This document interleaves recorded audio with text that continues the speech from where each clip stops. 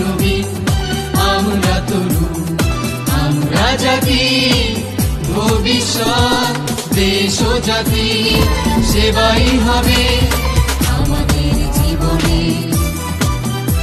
শপথ। প্রিয় শিক্ষার্থীরা, আসসালামু আলাইকুম।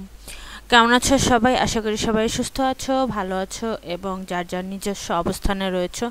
জানো তোমরা, করোনার মহামারী দিন দিন বেড়েই চলছে। আমাদের শরীয়তপুরের জেলার জন্য কি এটা আশঙ্কাজনকভাবে বাড়ছে। তো সবাই এই অস্বাভাবিক পরিস্থিতিতে নিজ নিজ বাড়িতে অবস্থান করবে, বেশি বাইরে বের হবে না, বেরোলেও সচেতন থাকবে এবং মাস্ক ব্যবহার করবে।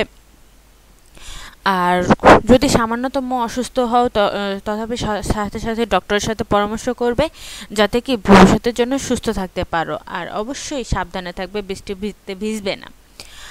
তো আজকে মজিজনা ফাউন্ডেশন স্কুল অ্যান্ড কলেজ কর্তৃক আয়োজিত অনলাইন ক্লাসে আজকে আমরা পড়ব ফিনান্স অ্যান্ড ব্যাংকিং। তোমরা দশম শ্রেণীর শিক্ষার্থীরা, তোমরা জানো তোমাদের পিপিটি পরীক্ষা শেষ হয়েছে কিছুদিন আগে, যেটার কিছু খাতা তোমরা জমা দিয়েছো, কিছু খাতা জমা দেওয়ার ডেট ভবিষ্যতে জানানো হবে। তো আমরা এখন পড়ব তোমাদের যে প্রি টেস্ট পরীক্ষার সিলেবাস তোমরা অলরেডি তোমাদের গ্রুপে পেয়ে গেছো অনলাইনে। আমরা সবাই তোমাদেরকে সিলেবাসটা পৌঁছে দিয়েছি, তোমরা সিলেবাসটা দেখেছো। তো সেই সিলেবাসের আলোকে আজকে আমরা ফিনান্স অ্যান্ড ব্যাংকিংয়ের আমরা তোমাদের যে শর্ট সিলেবাসটা দেওয়া হয়েছে গভর্নমেন্ট থেকে, সেই সিলেবাসের আলোকে আজকে আমরা পড়বো। তো আজকে আমরা পড়বো একাদশ অধ্যায়। তোমরা জানো তোমাদের বইয়ের কিছু অংশ ডিটেলস আমরা ভালোভাবে পড়িয়েছি, কিছু অংশ বাদ রয়ে গেছে। তো সেই প্রেক্ষিতে আজকে আমরা পড়বো একাদশ অধ্যায়, কারণ এর বাইরের সিলেবাসের যে অধ্যায়গুলো রয়েছে ওগুলোর ডিটেলস আমরা মোটামুটি শেষ করেছি। তো আজকে আমরা পড়ব একাদশ অধ্যায় এবং এর পরবর্তী ক্লাসগুলোতে আমরা সৃজনশীল প্রশ্ন নিয়ে আলোচনা করব। স্পেশালি তোমাদের যে ম্যাথ চ্যাপ্টারগুলো রয়েছে, এই চ্যাপ্টারগুলোর উপর অনেক বেশি সৃজনশীল প্র্যাকটিস করার চেষ্টা করব। তো চলো আসো আজকে আমরা মূল পাঠে চলে যাই। দেখো, আমরা মূল পাঠে চলে আসছি। আজকে আমরা পড়ব একাদশ অধ্যায় ব্যাংকের আমানত। প্রথমে আসি আমানত শব্দের মানে কি। দেখো, আমানত শব্দের মানে হচ্ছে ব্যাংক আমানত হিসেবে যে অর্থটা ব্যাংক জমা রাখে, সঞ্চয়ের মাধ্যমে সংগ্রহ করে সাধারণ জনগণ ব্যাংকে যে অর্থটা জমা রাখে সেটাই কি আমানত। আর আমরা জানি ব্যাংকিং ব্যবসায় তহবিলের মূল উৎস হচ্ছে কি আমানত। আমরা জানি ব্যাংক কী করে, সাধারণত অবসর ব্যবসায় করে। তো এই অর্থটা সাধারণত জনগণের সঞ্চয় থেকেই সংগ্রহ করে থাকে ব্যাংক। বিভিন্ন হিসাবের মাধ্যমে, বিভিন্ন প্রকার হিসাব খোলার মাধ্যমে, বিভিন্ন ধরনের সুদের মাধ্যমে সাধারণ জনগণকে কী করে সঞ্চয়ে উদ্বুদ্ধ করে এবং তাদের অর্থটা ব্যাংকে জমা করে, যার ফলে ব্যাংক কী করে তাদেরকে একটা নির্দিষ্ট পরিমাণে সুবিধা বা তোমার একটা সুদ দিয়ে থাকে, যার মাধ্যমে কী করা হয় জনগণ কী করে ব্যাংকে আমানত রাখতে উদ্বুদ্ধ হয়। ব্যাংক দেখো এখানে বিশেষ করে চলতি, সঞ্চয়ী ও স্থায়ী হিসাবের মাধ্যমে কী করে আমানত সংগ্রহ করে এবং তার যথাযথ ব্যবহার নিশ্চিত করে। তাহলে আমরা ব্যাংক আমানত বলতে কি বুঝলাম? ব্যাংক আমানত হচ্ছে জনগণ তাদের সঞ্চয়ের যে অর্থ ব্যাংকে জমা রাখে সেটাই কি ব্যাংক আমানত। তো প্রথমে আসি ব্যাংক আমানতের উদ্দেশ্য ও গুরুত্ব, অর্থাৎ ব্যাংক আমানত কেন গুরুত্বপূর্ণ, অর্থাৎ ব্যাংকে হিসাব রাখা গুরুত্বপূর্ণ কেন। দেখো, এখানে তিনটা প্রেক্ষিতে হিসাব রাখার গুরুত্ব রয়েছে। সেটা হচ্ছে গ্রাহকের ক্ষেত্রে, ব্যাংকের ক্ষেত্রে, আর হচ্ছে কি সামগ্রিক অর্থনৈতিক উন্নয়নের ক্ষেত্রে। প্রথমে আসি গ্রাহকের ক্ষেত্রে। দেখো, গ্রাহক কেন ব্যাংকে অর্থ জমা রাখবে?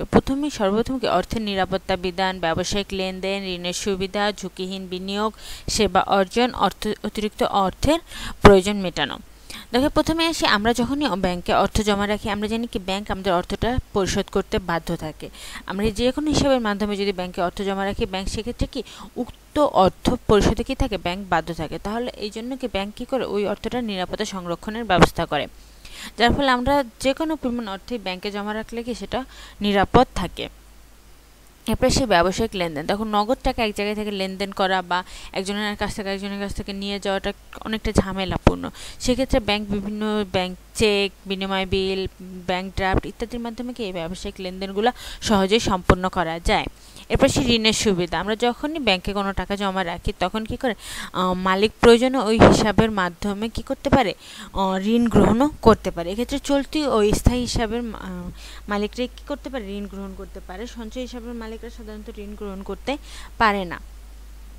এরপর আসি ব্যাংকে ঝুঁকিহীন বিনিয়োগ। আমরা যখনই ব্যাংকের টাকা জমা রাখি, ব্যাংক একটা নির্দিষ্ট হার বলে দেয় যে আপনি এই হারে মুনাফা পাবেন। সেক্ষেত্রে আমরা স্থায়ী হিসাবে রাখি বা সঞ্চয় হিসাবে রাখি, সেখানে কি করছে ব্যাংক আমাদেরকে একটা নির্দিষ্ট হারে সুদ দেওয়ার কথা বলে থাকে, যেখানে যেটা কি আমাদের হারটা নির্দিষ্ট থাকার কারণে এখানে কি থাকে, কোনো পরিমাণে ঝুঁকি থাকে না, এই জন্য কি এটা একটি ঝুঁকিহীন বিনিয়োগ।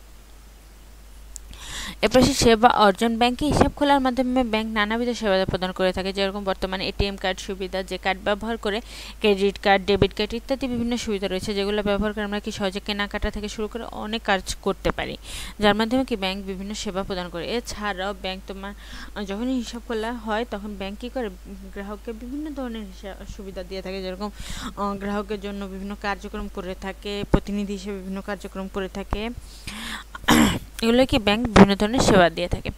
এরপর অতিরিক্ত অর্থের প্রয়োজন মেটানো। ব্যাংক তার গ্রাহকের চলতি হিসাবের মাধ্যমে অতিরিক্ত অর্থ উত্তোলনের সুবিধা দেয়, অর্থাৎ যখনই কোনো ব্যবসায়ী ব্যাংকে যে হিসাব খোলে সেটা সাধারণত চলতি হিসাব হয়ে থাকে, তো ব্যবসায়ী চাইলেই কি ব্যাংক থেকে অতিরিক্ত অর্থ উত্তোলন করতে পারে।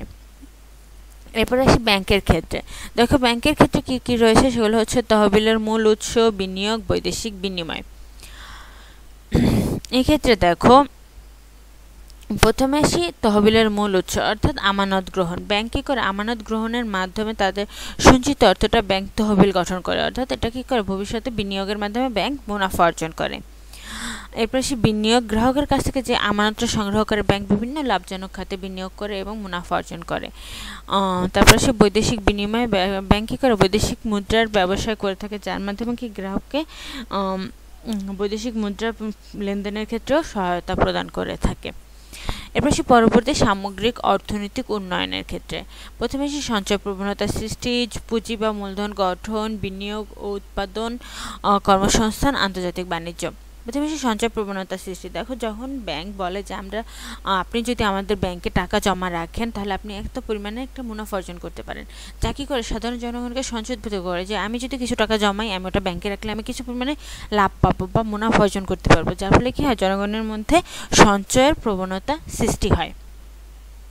2 নম্বর হচ্ছে কি পুঁজি ও মূলধন গঠন। ব্যাংক বিভিন্ন যে অলস সঞ্চয়গুলো যেটা কী করে ব্যাংক সংগ্রহ করে, এই যে সঞ্চয় প্রবণতা সৃষ্টির মাধ্যমে বিভিন্ন সঞ্চয়গুলো সংগ্রহ করে, যেগুলো কী করে ব্যাংক বিভিন্ন বিনিয়োগ খাতে বা মূলধন হিসেবে বিনিয়োগ করে থাকে। যেরকম ধরো ব্যাংকে যখনই আমরা ঋণ নিতে যাই, আমরা একটা বিশেষ উদ্দেশ্যে ঋণ গ্রহণ করি, সেগুলোকে হয় ব্যবসায়ের জন্য, না হয় অন্যান্য কাজে ব্যবহার করার জন্য, অর্থাৎ বড় বড় কিছু কাজে ব্যবহার করার জন্য কিন্তু আমরা ঋণ গ্রহণ করি বা ব্যবসা গঠনের জন্য ঋণ গ্রহণ করা হয়। তো এই ঋণটা কী করে ব্যাংক মূলধন হিসেবে প্রদান করে থাকে, যার ফলে কী হচ্ছে পুঁজি বা মূলধন গঠন করা হয়। এরপর সে বিনিয়োগ ও উৎপাদন। ব্যাংক বিভিন্ন বিনিয়োগের মাধ্যমে ব্যাংক হিসাবের মাধ্যমে যখন অর্থ সংগ্রহ করে এবং বিনিয়োগ করে থাকে, যার ফলে কী হয় উৎপাদন বৃদ্ধি পায় এবং অর্থনৈতিক প্রবৃদ্ধিও বৃদ্ধি পায়। আর আমরা জানি যে উৎপাদন কার্যক্রম বৃদ্ধি পাওয়ার ফলে বিভিন্ন ধরনের কর্মসংস্থান সৃষ্টি হয়, যেটা কি 4 নম্বরে কর্মসংস্থান বৃদ্ধি। এরপর সে আন্তর্জাতিক বাণিজ্য।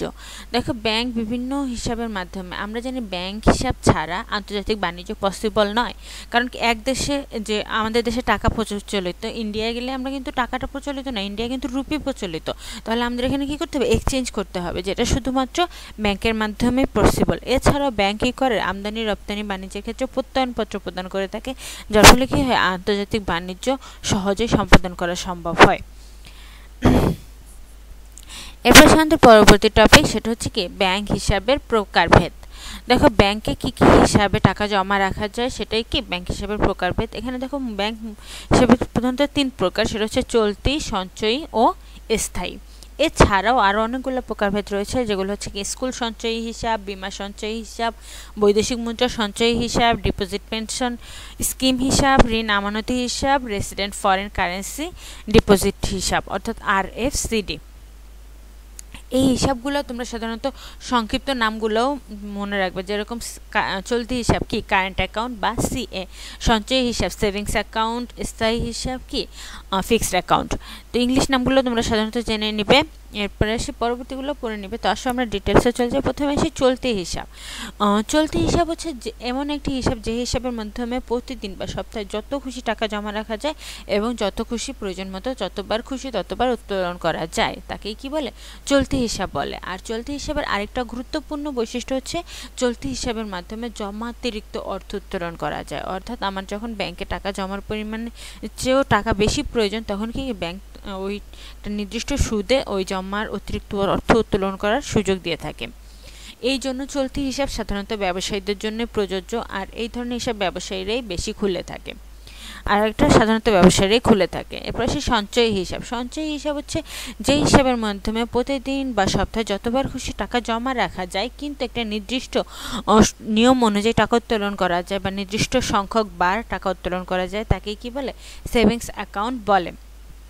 সেভিংস অ্যাকাউন্ট সাধারণত সাধারণ আয়ের বা যে সাধারণ জনগণ রয়েছে তাদের জন্য কি হয়, সেভিংস অ্যাকাউন্টটা প্রযোজ্য। আর এই হিসাবে একটা স্বল্প হারে সুদ প্রদান করার ব্যবস্থা থাকে, অর্থাৎ তোমার টাকা যদি অনেক বেশি দিন এই হিসাবে জমা থাকে তখন কি ব্যাংক একটা নির্দিষ্ট হারে স্বল্প পরিমাণে সুদ প্রদান করে থাকে।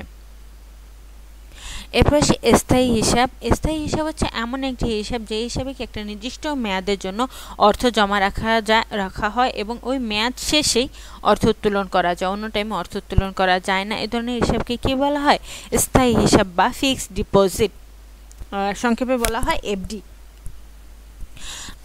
স্থায়ী হিসাব সাধারণত একটা নির্দিষ্ট মেয়াদ করা হয়, সেটা হচ্ছে 1 মাস, 3 মাস, 6 মাস, 1 বছর, 5 বছর ইত্যাদি, 10 বছর ইত্যাদি সময়ের জন্যই করা হয়।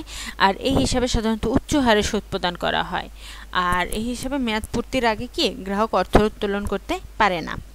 এরপর আমাদের পরবর্তী হিসাব, সেটা হচ্ছে কি স্কুল সঞ্চয় হিসাব। স্কুল সঞ্চয় হিসাব হচ্ছে স্কুল কলেজের শিক্ষার্থীদের জন্য যে হিসাব খোলা হয় বা সঞ্চয়ের প্রবণতা বৃদ্ধির জন্য এই ধরনের হিসাব খোলা হয়।